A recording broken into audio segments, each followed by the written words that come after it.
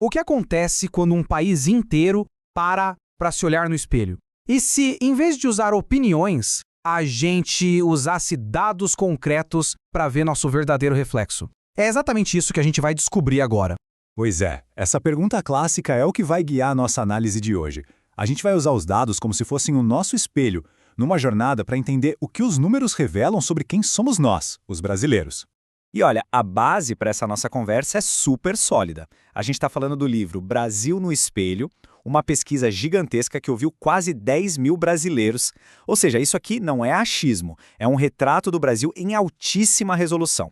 Então vamos lá. E a primeira imagem que o espelho nos devolve é, para ser sincero, bem chocante. Porque parece que o que a gente acha que sabe sobre o nosso próprio país talvez não seja bem a realidade. É isso mesmo, 42%. Quase metade da população simplesmente zerou um teste de conhecimentos básicos sobre o Brasil. Perguntas simples sobre economia, sobre saúde, sobre segurança, e 42% não acertaram nenhuma. É um número que faz a gente parar para pensar, né? E o paradoxo é esse aqui. Ao mesmo tempo que a pesquisa mostra essa falta de conhecimento, ela revela um excesso de confiança enorme. 70% das pessoas acham que sabem mais do que os dados mostram que elas de fato sabem. É uma combinação, no mínimo, perigosa. Bom, esse fenômeno tem nome. É a ilusão do conhecimento. É essa distância entre o que a gente acha que sabe e o que a gente sabe de verdade. E por que isso importa tanto? Porque um debate público que é baseado em percepções e não em fatos, geralmente não nos leva a lugar nenhum.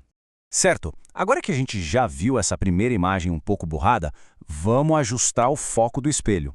O Brasil não é uma coisa só, né? Somos um mosaico de gerações, cada uma com uma visão de mundo completamente diferente da outra. E aqui é interessante. Esquece aqueles rótulos que a gente ouve por aí como Baby Boomers ou Geração Z.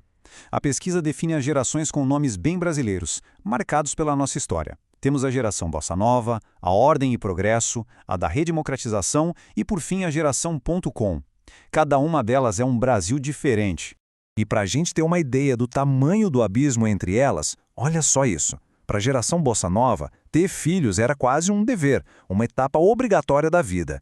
Já para a geração .com, a mais nova, 63% dizem que não, que é uma escolha pessoal. É uma mudança de mentalidade gigantesca em poucas décadas. Agora, olhem para essa outra transformação, a religiosa. A geração Bossa Nova era majoritariamente católica. Já a geração .com mostra um país praticamente dividido ao meio. É quase um empate técnico entre católicos e evangélicos. Isso está redesenhando o mapa da fé no Brasil em tempo real. Tá, mas no meio de tanta diferença de geração, de religião, de política, será que tem alguma coisa que ainda nos une? O espelho mostra que sim, e são valores muito fortes. E o ponto central parece ser este. A pesquisa mostra que somos um dos povos mais desconfiados do mundo. A gente desconfia das instituições, dos políticos, até dos vizinhos. Mas existe uma fortaleza onde a confiança é total: a família. Ela é o nosso porto seguro. E o que é essa família em que a gente tanto confia? A resposta é impressionante. Para 97% dos brasileiros, o que define uma família é o amor. Não é o sangue, não é o papel passado. É o afeto. É uma visão moderna e, acima de tudo, muito inclusiva. Então, se a gente for resumir o que nos une, é isso. Uma fé muito presente no dia a dia, que aparece naquele se Deus quiser que a gente fala o tempo todo, e essa certeza de que a família, essa família construída no amor, é o pilar de tudo. São os alicerces da nossa identidade. Mas o reflexo no espelho não mostra só união e valores, né? Ele também revela as nossas feridas, as nossas maiores angústias, e tem uma que grita mais alto que todas as outras. É isso. Passa na frente da economia, da saúde e da corrupção. O que mais tira o sono do brasileiro hoje é o medo. A sensação de que não estamos seguros domina nossa vida e as nossas conversas. E esse medo não é uma coisa vaga, ele é bem concreto. Na média, mais da metade do país tem medo de simplesmente andar na rua. E olha só como o gráfico mostra que a situação piora nas capitais, onde esse número salta para impressionantes 70%. É uma verdadeira epidemia de medo. E um sentimento tão forte assim, claro, acaba impactando tudo. Ele muda os nossos hábitos, limita a nossa liberdade e com certeza vai ser o grande tema das próximas eleições.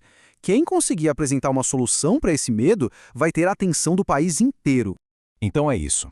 O espelho nos mostrou que a gente sabe menos do que imagina. Que somos divididos por gerações, mas que no fundo somos unidos pela fé e pelo conceito de família. E que estamos todos, juntos, com muito medo da violência.